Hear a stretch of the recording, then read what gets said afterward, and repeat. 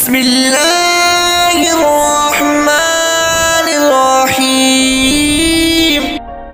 الحمد لله نحمده ونستعينه ونستغفره ونؤمن به ونتوكل عليه ونعوذ بالله من شرور أنفسنا ومن سيئات أعمالنا من يهد الله فلا مضل له ومن يضلل فلا هادي له ونشهد أن لا إله إلا الله وحده لا شريك له ونشهد أن محمدا عبده ورسوله.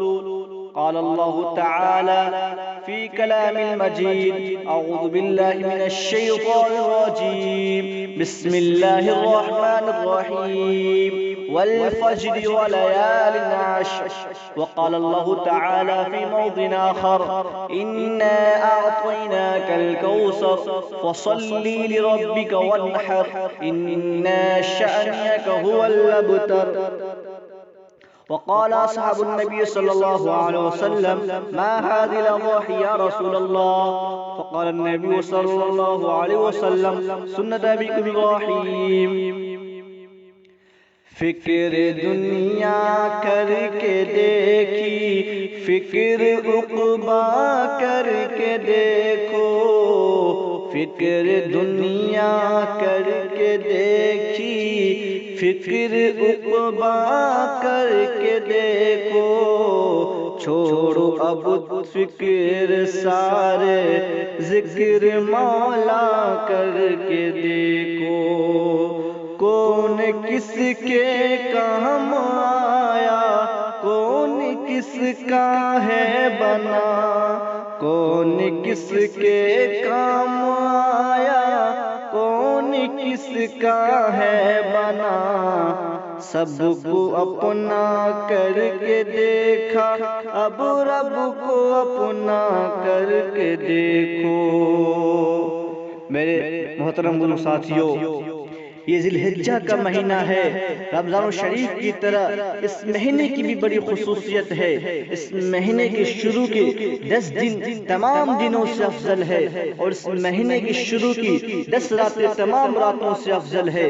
حدیث کی کتابوں میں آتا ہے کہ ان مبارک دنوں میں سے ایک دن کا روزہ 1 سال کے روزوں کے برابر ہے، اور ان مبارک راتوں میں سے ایک رات کی عبادت شب قدر میں عبادت کرنے کے برابر ہے. ایک حدیث میں تو یہاں تک آتا ہے کہ فرمایا جناب نبی کریم صلی اللہ علیہ وسلم نے کہ جو شخص ذی الحجہ کا روزہ رکھے گا تو اللہ رب العزت اس کے 1 سال اگلے اور 1 سال پچھلے تمام گناہوں کو معاف فرما دیں گے. تو معلوم یہ ہوا کہ یہ مہینہ جہاں ابراہیم علیہ السلام کی سنتوں کو زندہ کرنے کا مہینہ ہے، وہیں یہ مہینہ رمضان الشریف کی طرح بڑی برکتوں اور رحمتوں والا مہینہ ہے. محترم سامعین، قربانی کیا ہے؟ قربانی کے کیا معنی ہے؟ قربانی کیا چیز ہے؟ اور قربانی کس پر واجب ہوتا ہے؟ محترم، قربانی لفظ قربان سے بنا ہے، جس کے معنی آتے ہیں فنا کرنے کے، یعنی ایک چیز کو فنا کر کے دوسری چیز کو وجود میں لانا ہے. اور جیسے جب انسان لکڑی کو فنا اور قربان کرتا ہے تو اس سے کرسی، میز اور بادشاہ کا تخت تیار ہوتا ہے، اور جب انسان سونے چاندی کو فنا اور قربان کرتا ہے تو اس سے طرح طرح کے گہنا و زیورات اور بادشاہ کے تاج تیار ہوتے ہیں. اور جب انسان روئی کو فنا اور قربان کرتا ہے تو اس سے قیمتی قیمتی کپڑے، لباس اور جوڑے تیار ہوتے ہیں. ایسے ہی جب انسان اللہ رب العزت کو خوش کرنے کے لیے اپنے نفس کو قربان کرتا ہے تو جنت میں اس کے لیے خوبصورت محل تیار ہوتے ہیں. محترم سامعین، اب شریعت کی اصطلاح میں قربانی کسے کہتے ہیں؟ سماعت فرمائے. شریعت کی اصطلاح میں قربانی کہتے ہیں انسان کا ہر ایسا کام کرنا جس کے ذریعہ سے خدا تعالیٰ کا وہ قریبی بندہ بن جائے. قربانی کیا چیز ہے؟ ایک مرتبہ تمام صحابہ کرام رضوان اللہ تعالی علیہم اجمعین اللہ کے نبی کی خدمت میں حاضر ہوئے اور فرمایا: اے اللہ کے نبی، قربانی کیا چیز ہے؟ قربانی کسے کہتے ہیں؟ تو آپ صلی اللہ علیہ وسلم نے فرمایا: قربانی تمہارے روحانی باپ حضرت ابراہیم علیہ السلام کی سنت ہے. تو حضرت صحابہ کرام رضوان اللہ تعالی علیہم اجمعین نے عرض کیا اے اللہ کے رسول صلی اللہ علیہ وسلم اس میں ہمارا کیا فائدہ ہے، اس سے ہمیں کیا ہوگا، اس سے ہمیں کیا ملے گا؟ تو آپ صلی اللہ علیہ وسلم نے فرمایا ہر بال کے بدلے میں ایک نیکی، یعنی جانور کے بدن پر جتنے بال ہوں گے اتنی نیکیاں تمہارے نام اعمال میں لکھ دی جائے گی۔ یہاں رک کر ایک بات سمجھ لینے کی ضرورت ہے کہ جو شخص صرف گوشت کھانے کی غرض سے قربانی کرتا ہے یا جو آدمی قیمتی سے قیمتی جانور کو اپنی شہرت اور نام و نمود کی غرض سے قربانی کرتا ہے تو وہ جانور تو کیا اگر اپنا مال اور اپنی جان بھی اللہ کی راہ میں قربان کر دے تب بھی اس کی یہ قربانی اللہ رب العزت کے یہاں قبول نہیں۔ اس کی مثال ایک حدیث شریف میں آتا ہے کہ کل قیامت کے دن 3 قسم کے لوگوں کو اللہ رب العزت کے دربار میں حاضر کیا جائے گا۔ ان میں سے ایک مالدار ہوگا، ایک عالم ہوگا اور ایک شہید ہوگا۔ اللہ رب العزت مالدار سے پوچھیں گے ہم نے تجھے اتنی نعمت دولت دی تھی، تو نے اس کو کہاں خرچ کیا؟ تو مالدار کہے گا اے رب کوئی ایسی خیر اور نیک کام نہیں تھا اس میں میں نے آپ کا دیا ہوا مال خرچ نہ کیا ہو۔ تو اللہ رب العزت فرمائیں گے نہیں، تو جھوٹ بولتا ہے، تو اپنے مال و دولت کو میرے غریب بندوں پر اور میری راہ میں اس لیے خرچ کرتا تھا تاکہ لوگ تجھے مالدار کہیں۔ پھر اللہ رب العزت فرشتوں کو حکم دیں گے کہ لے جاؤ اور اس کو اٹھا کر جہنم میں پھینک دو۔ پھر اللہ رب العزت عالم سے پوچھیں گے اور کہیں گے ہم نے تم کو قرآن و حدیث کا علم عطا کیا تھا، اس کو تو نے کیا کیا؟ تو وہ کہے گا ہم نے جو علم سیکھا تھا یا جو لوگوں کو سکھایا کرتا تھا صرف اور صرف آپ کی رضا اور خوشی کی خاطر۔ تو اللہ رب العزت فرمائیں گے نہیں نہیں، تو جھوٹ بولتا ہے، تو نے علم اس لیے سیکھا تھا تاکہ لوگ تجھے حافظ کہے، عالم کہے، قاری کہے۔ پھر اللہ رب العزت اپنے فرشتوں کو حکم دیں گے کہ اسے بھی لے جاؤ اور جہنم میں پھینک دو۔ پھر شہید کو اللہ رب العزت بلائیں گے اور ان سے کہیں گے ذرا بتاؤ کہ تو نے میری راہ میں اس لیے اپنی جان کو قربان کیا تھا؟ تو شہید کہے گا اے اللہ رب العزت ہم نے دین کی سربلندی اور آپ کی رضا کی خاطر اپنی جان کو آپ کی راہ میں قربان کیا تھا۔ تو اللہ رب العزت فرمائیں گے نہیں نہیں، تو بھی جھوٹ بولتا ہے، تو نے اپنی جان کو میری راہ میں اس لیے قربان کیا تھا تاکہ لوگ تجھے بہادر اور شہید کے نام سے یاد کریں۔ پھر اللہ رب العزت اپنے فرشتوں سے فرمائیں گے اسے بھی لے جاؤ اور جہنم میں پھینک دو۔ میرے دوستو اس حدیث شریف سے یہ معلوم ہوا کہ بد اخلاصی، بد نیتی اللہ رب العزت کے نزدیک کتنی خطرناک چیز ہے، اور اس کے بالمقابل جو شخص اخلاص نیت سے اللہ رب العزت کو خوش کرنے کی غرض سے قربانی کرتا ہے تو اللہ کے نبی کریم صلی اللہ علیہ وسلم نے ارشاد فرمایا کہ جانور کے خون کا قطرہ زمین پر گرنے سے پہلے قربانی کرنے والوں کی مغفرت کر دی جاتی ہے۔ اور اسی پر بس نہیں بلکہ کل قیامت کے دن قربانی کا خون اور قربانی کا گوشت لایا جائے گا اور میزان عمل و اعمال تولنے والے ترازو میں رکھ کر اس کو 70 گنا بڑھا دیا جائے گا، جس سے قربانی کرنے والوں کی نیکیوں کے ترازو کا پلڑا بھاری ہو جائے گا، اور جس کے نیکیوں کا پلڑا بھاری ہو جائے گا اس کو خوشی خوشی جنت میں داخل کر دیا۔ محترم سامعین، کتابوں میں تو واقعہ لکھا ہے کہ ایک صاحب جو بہت نیک تھے مگر قربانی کے دنوں میں وہ قربانی نہ کر کے قربانی کے جانوروں کی قیمت صدقہ کر دیا کرتے تھے۔ ایک رات انہوں نے خواب میں دیکھا کہ میدان حشر قائم ہے، لوگ اپنی اپنی سواریوں پر سوار ہو کر پلسرات کا راستہ طے کر کے جنت میں داخل ہو رہے ہیں، اور میں حیرانی پریشانی کے عالم میں کھڑا یہ سوچ رہا ہوں کہ میں پلسرات کا راستہ کس طرح سے طے کروں گا۔ نہ میرے پاس کوئی سواری ہے اور نہ ہی کوئی اور ذریعہ، اور ساتھ ہی ساتھ میں یہ بھی سوچ رہا تھا کہ سواریاں ان لوگوں کے پاس کہاں سے آتی ہے اور کون دیتا ہے۔ اچانک غیب سے آواز آئی یہ سواریاں ان لوگوں کے لیے ہے جو دنیا میں قربانیاں کیا کرتے تھے، اور چونکہ تم قربانی نہیں کرتے تھے اس لیے آج تم ان سواریوں سے محروم ہو۔ وہ صاحب کہتے ہیں کہ اچانک میری آنکھ کھل گئی اور اس خواب سے متاثر ہو کر قربانی نہ کرنے سے ہمیشہ کے لیے توبہ کیا۔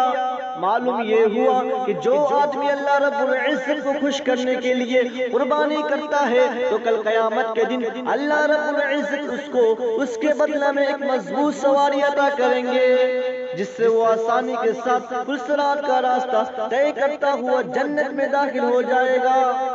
دوسری بات یہ معلوم ہوئی اور حدیث شریف سے بھی ثابت ہے کہ قربانی کے دنوں میں قربانی کے عمل سے زیادہ اللہ رب العزت کے نزدیک کوئی اور عمل پسندیدہ نہیں ہے، چاہے وہ قربانی کے جانور کی قیمت سے زیادہ اللہ کے راستہ میں صدقہ اور خیرات کر ڈالے تب بھی نہیں ہے۔ میرے دوستو، کل قیامت کے دن یہی قربانی کا عمل ہوگا جو آدمی کے لیے جہنم کی آگ سے بچاؤ کا سبب بنے گا۔ قربانی کی تاریخ کیا ہے؟ میرے دوستو، کہنے اور سننے میں یہ بات بہت آسان معلوم ہوتی ہے کہ ایک باپ نے اللہ رب العزت کو خوش کرنے کے لیے اپنے بیٹے کے حلق پر چھری چلا دی، مگر اس کارنامے کو انجام دینا، اس کام کو کر گزرنا بہت مشکل ہے۔ ایک باپ کو اپنے بیٹے سے کتنی محبت ہوتی ہے، کتنا پیار ہوتا ہے، کتنا لاڈ ہوتا ہے، اس کا اندازہ تو وہی لگا سکتا ہے جو صاحب اولاد ہو، خصوصاً جب وہ بیٹا خدمت گزار ہو، اطاعت شیار ہو اور ہونہار ہو، اور سب سے بڑی بات یہ کہ وہ بیٹا بھی اکلوتا ہو، اس کے علاوہ اور کوئی اولاد نہ ہو، اور وہ بھی بڑی دعاؤں منتوں کے بعد 86 سال کی عمر میں ملا ہو، جو بڑھاپے کی عمر میں زندگی کا آخری سہارا ہو۔ ایسے باپ کو اس بیٹے سے کتنی محبت الفت ہو سکتی ہے، اس کا اندازہ تو وہی کر سکتا ہے جو اس راہ سے گزرا ہو، مگر ایسا نہیں ہے میرے دوستو۔ جس کا دل ایمان و یقین کے نور سے روشن ہوتا ہے، جسے وحدہ لا شریک کی معرفت حاصل ہوتی ہے، جس کا باطن اطاعت و محبت اور تسلیم و رضا کے چراغوں سے منور ہوتا ہے، وہ خدا تعالیٰ کے حکم پر اپنی محبوب سے محبوب اور اپنی مطلوب سے مطلوب چیز کو نچھاور کرنے سے دریغ نہیں کرتا، چاہے وہ مال ہو، چاہے وہ آل ہو، چاہے شان و شوکت ہو یا چاہو جلال، حتیٰ کہ وہ اللہ رب العزت کو خوش کرنے کے لیے اپنی پیاری جان کا نظر۔ میرے دوستو، یہی وہ چیز تھی جس نے حضرت ابراہیم علیہ السلام کو بیٹے کی قربانی پر بےتاب قرار کر دیا تھا، اور اپنے پیارے بیٹے کو بلا کر فرمایا، یا بنیا انی ارا فی المنام انی اذبحک فانظر ماذا تری۔ اے میرے بیٹے، اے میرے لاڈلے، میں نے خواب میں دیکھا ہے کہ میں تمہیں اللہ تعالیٰ کے حکم سے ذبح کر رہا ہوں، بس تم غور کر لو کیا مناسب سمجھتے ہو۔ ہے مگر وہ بچہ بھی خاندان نبوت کا پروردہ تھا، حضرت حاجرہ علیہ السلام جیسی خدا ترس خاتون کا لاڈلا تھا۔ وہی صاف و شفاف خون اس کی رگوں میں بھی دوڑ رہا تھا جو حضرت ابراہیم علیہ السلام کے رگوں میں تھا۔ وہ جوش ایمانی اور جذبہ اطاعت و شاری اس کے دل کے اندر بھی انگڑائیاں لے رہا تھا جو حضرت ابراہیم علیہ السلام کے دل میں تھا۔ چنانچہ اس بچے نے بھی بلا تردد برجستہ جواب دیا، یا ابت افعل ما تؤمر ستجدنی انشاءاللہ من الصابرین۔ اے ابو جان، جس کام کو آپ کا حکم دیا گیا ہے اس کو بلا جھجک کر ڈالیے۔ دونوں قربانی کے لیے نہ صرف تیار تھے بلکہ بےتاب قرار تھے۔ ایک قربانی کرنا چاہ رہا تھا اور دوسرا قربان ہونا چاہ رہا تھا، ایک جان لینا چاہ رہا تھا اور دوسرا جان دینا چاہ رہا تھا، ایک ذبح کرنا چاہ رہا تھا اور دوسرا ذبح ہونا چاہ رہا تھا، ایک ذبح کے لیے چوری سنبھالتا ہے اور دوسرا خود آ کر قدموں سے لپٹ جاتا ہے۔ میرے دوستو، جب سے دنیا بنائی گئی ایسا ایسا انوکھا اور ایسا حیرت انگیز واقعہ آسمان و زمین نے نہ کبھی دیکھا ہوگا اور نہ سنا ہوگا۔ چنانچہ حضرت ابراہیم علیہ السلام اپنے بیٹے کو رسی سے باندھ کر اپنی آنکھوں پر پٹی باندھ لی اور ہاتھ میں تیز چھری لے کر ان کے گلے پر چلاتے ہیں، مگر چھری اپنا کام بھول چکی تھی، اسے تیز کر کے چلاتے ہیں مگر پھر بھی نہیں چلتی۔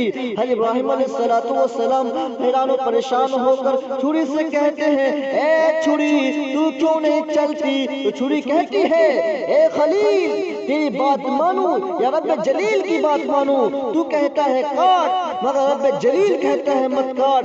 ابراہیم علیہ السلام اسی کشمکش میں تھے کہ اللہ رب العزت کی دریائے رحمت جوش میں آتی ہے۔ ایک طرف فضائے آسمانی سے یہ نغمہ بکھرتی ہوئی آواز سنائی دیتی ہے، قد صدقت الرؤیا انا کذالک نجزی المحسنین۔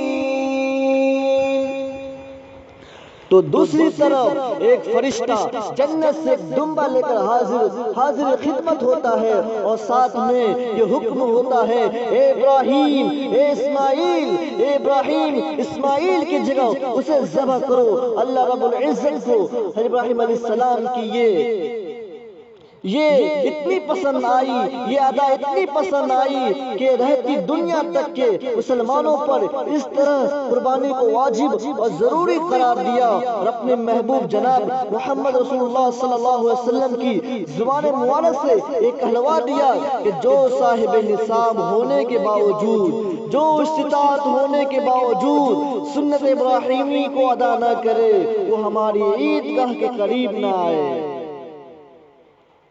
میرے دوستو، عید قربان دراصل سیدنا حضرت ابراہیم علیہ السلام کی اس سنت کی یادگار ہے جسے ہم ہر سال بڑے ہی شوق اور بڑے ہی جوش و خروش کے ساتھ مناتے ہیں۔ مگر ذرا سوچئے اور غور کیجئے کہ قربانی کا مقصد کیا ہے، قربانی کا تقاضا کیا ہے، قربانی ہم سے کیا کہتا ہے، قربانی کا مطلب کیا ہے۔ یہ عید قربان ہم کو ہر سال کس چیز کا پیغام دیتا ہے، ہمیں ہر سال کس چیز کا سبق دیتا ہے؟ میرے دوستو، یہ عید قربان علامت قربانی کے ذریعہ ہمیں ہر سال یہ پیغام دیتا ہے کہ اے اسلام کے پیروکاروں، اے خدا واحد پر ایمان رکھنے والوں، اے رسول کی رسالت پر اعتقاد رکھنے والوں، جب بھی تم سے اسلام کی حفاظت و اشاعت کی خاطر، جب بھی تم سے ناموس رسالت کی خاطر، جب بھی تم سے اسلام کی ترقی و سربلندی کی خاطر مال کا مطالبہ کیا جائے تو اپنی جمع پونجی مال کو نچھاور کر دینا۔ اگر اولاد کی قربانی کا مطالبہ کیا جائے تو اپنی اکلوتی اولاد تک کو اسلام کی حمایت و حفاظت میں قربان کر دینا۔ اگر ایسا وقت آ جائے کہ اسلام باطل کے نشانے پر آ جائے، مسلمان قوم دشمنوں کے نرغے میں آ جائے تو ہنستے کھیلتے اپنی پیاری جان کو بھی اللہ رب العزت کی راہ میں قربان کر دینے سے دریغ نہ کرنا۔ یہی عید قربان کا پیغام ہے۔ عید قربان ہم کو ہر سال اسی کا سبق دیتا ہے۔ اللہ رب العزت ہم سب کو قربانی کی صحیح حقیقت کو سمجھنے اور علامتی قربانی سے حقیقی قربانی پر کھڑا ہونے کا ہمارے اندر حوصلہ اور جذبہ عطا فرمائے۔